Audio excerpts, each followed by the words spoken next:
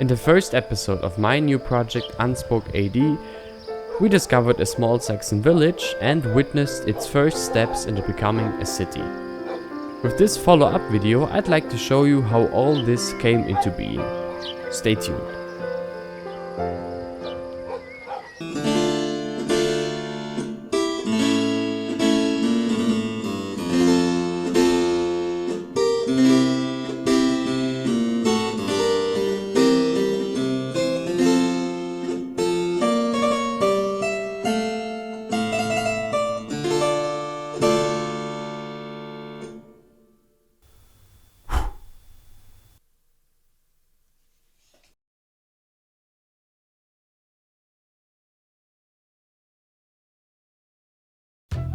Hey guys, my name is Titan and I'm overwhelmed. I am so glad. I'm so hyped to finally get this new series of mine started. That through the last months I've put so much effort and work, but also really love and dedication into, and I'm so happy to finally get this whole thing rolling and show it to you people.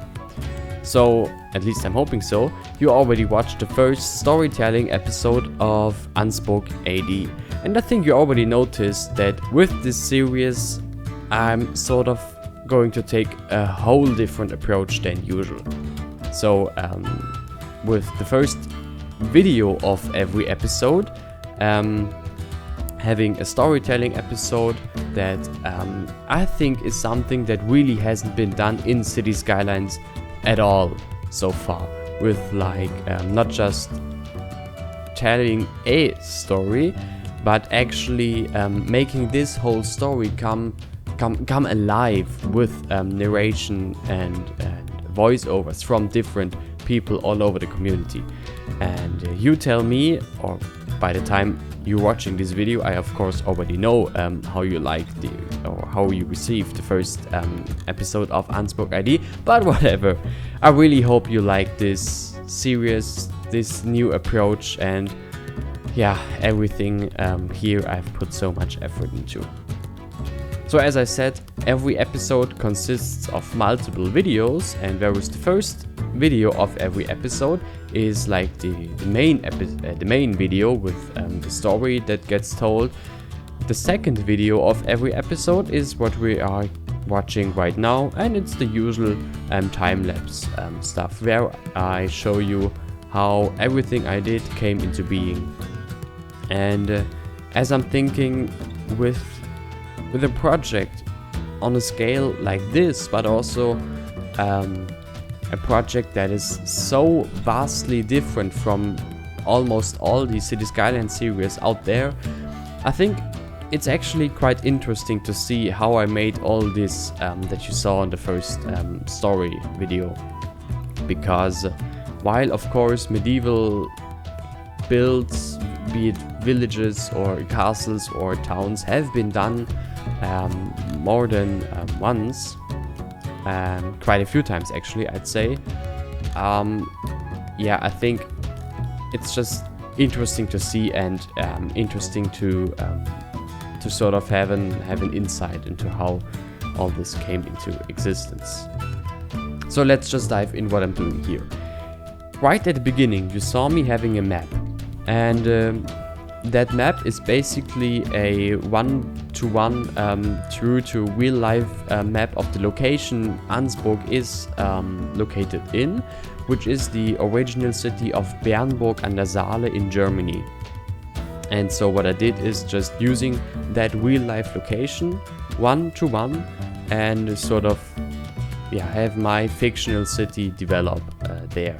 And so this really helped me, especially in the beginning, to sort of get it all right, because as you may imagine, or as you I think can imagine, of course that the thing is that of course the first few streets I did here will stay like that through the next I don't know how many episodes, and through the next over 1,000 years. And so it was really important to get these first few streets just right, into just the right position, with just the right angle and location and everything. And by now I think I was able to do that pretty well. And once those first streets were put down, I was able to actually build the village with these Saxon longhouses you see here, and that you also already saw in the first video of this episode. Of course, in the whole detailing process of this episode, even though it's of course an early medieval Saxon village, which it's such a specific thing that literally hasn't been done in the whole Cities Skylines community so far. Aside from the different style of houses, and of course the roads being only mud roads, the whole process of detailing is not much different than it's usually. It's of course that I'm using lots of decals. Here of course I'm using many mud or dirt decals that so that it just looks like dirt roads, which it is of course. And the houses and small storage buildings you see here are of course all made by me specifically for this series. So the longhouses, the storage buildings and those fences are all made for this series, because, well, I knew quite well when I started this series that I can't do it with what's available on the workshop.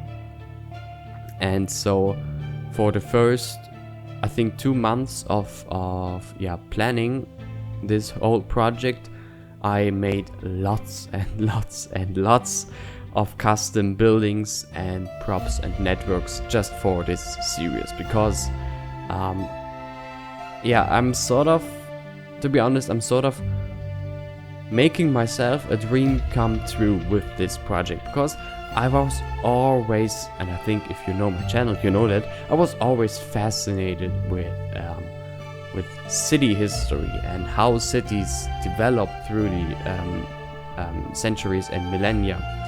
And so I always, since I can remember, probably like, since I was 6 or 7 maybe, that I started to have this idea, I always wanted to, at some point, at some time in the future, to really build a city through the times. And it was like 4 months ago that I thought, wait, I have a game that's very well progressed and almost everything is possible now. I have the skills to do it, I have the knowledge to do it. Wait a minute, why shouldn't I do it?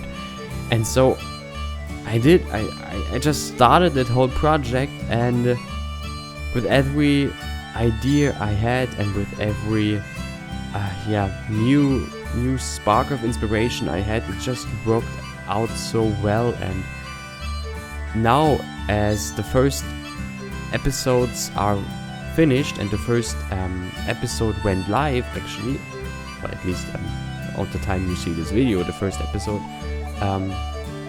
is public. It's just amazing to see how wonderfully it all works together, and I'm really proud here.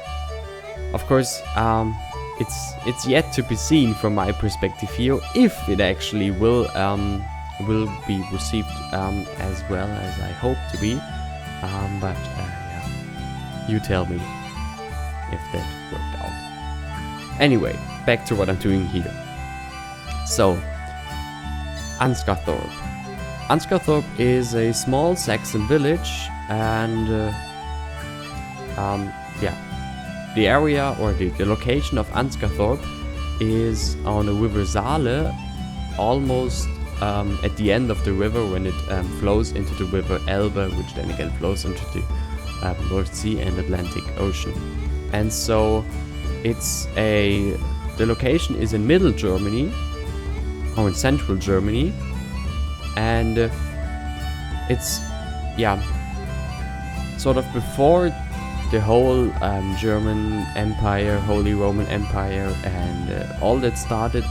It were the old Saxons that settled here between the rivers Rhine and Elbe, in sort of everything that in modern days is northern Germany, west of the river Elbe. That was the area of the Saxons. They were a Germanic tribe, and they lived a very simple life. They lived in many small villages, and they had no king or anything. It was really just small tribal communities that, if not for their for the same religion they followed and for the same culture they had, if not for that, they'd had nothing in common at all.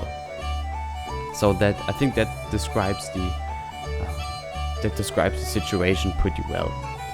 And I did some research in how these people lived back then, and I very well found out that they lived in these longhouses. The longhouses are, well, I think it's obvious why they are called longhouses, because they are rather long compared to their width. And in these longhouses, the Saxons lived together with their whole family and with the whole livestock. And usually it was like, the bigger the house, the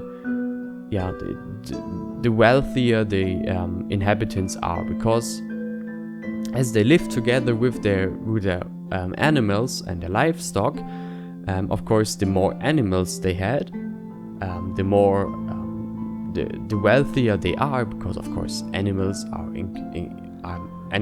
really expensive to hold, and of course the bigger the house was. So that's something you can see on those houses, that there were only, I think, 2 or 3 of the really long houses, and so these are the 3 richest families in the village, and then there are many smaller families in this village.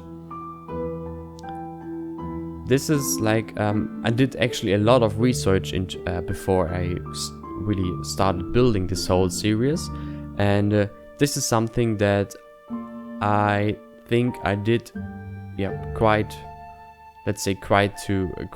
real to historic standards. At least I'm hoping so. If you know more about this topic than I have been able to research in 2 or 3 months, definitely tell me, and definitely tell me what I did wrong or what I didn't. Of course, I can't change it anymore, but it's great to know at least, and so please tell me if you know more. If you know more about this and you notice some mistakes, definitely tell me those. And so in the center of this, we have this small Saxon village, or, well, it could actually be that it's a relatively big village. I'm not sure how large most of these were. And surrounded by the village are just some small fields. Actually, there's not much more to it. So we have here in central Germany, in central Europe, on the river Saale, there is a river bend here, and in the middle of this river bend there is a small Saxon village. It's not directly on the river, but sort of in the middle of this river bend, just for reasons that if there is a flood, the areas right next to the rivers are of course always flooded, whereas the area in the middle of the river bend usually lies just slightly higher, not much, but maybe just 2 or 3 meters higher than the river, and just those 2 or 3 meters make it so that the village doesn't get flooded every time there's a flood occurring, which happens from time to time. And so we have this here. Of course, as I already said, the detailing is pretty much my standard style of detailing.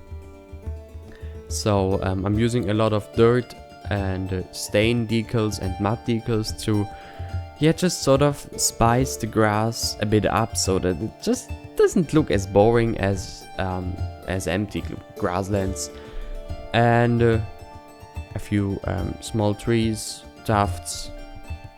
And then here you already saw me doing this, but also again now the surroundings of the village are the fields, and then because they of course needed lots of wood to build these buildings, and they still need wood to heat their houses. Around the village there is this big area of just cut down trees, so you see many tree stumps, and again smaller trees that are beginning to grow again. So that's sort of my approach into detailing this city, and into just make it seem as realistic as is currently possible with as realistic as is possible with the game right now.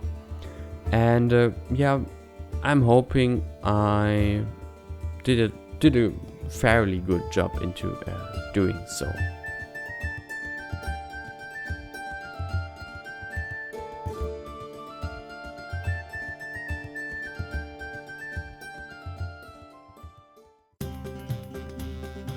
By now, of course, you also know that the first episode, or the first video, let's say the first episode, does not only cover like the village itself and that's it, but it, as every episode will, covers a span of years, and sort of an important incident in the story of this city. So far we built the first version of the village, and what I'm doing now is expanding this first version of the village into the, oh gosh, I forgot the correct years. So I think the first part of the village was in the year 740 AD, and now we're in 775 AD? Is it possible? God, I'm not sure. This is sad. Either way, the number that's shown at the bottom of the screen is wrong, I think. Oh god. Yeah. Anyway, so I'm currently like just expanding the village just a tiny bit to be able to show that things happen and that it of course progresses, as of course this is a time progression series, and so the focus on the development and the progression of the city is very important. So the biggest part of this video now was just laying down the foundation of what will turn into a big city through the next hundreds and thousands, no, not thousands, but 1,000 years. And that now we are basically already in the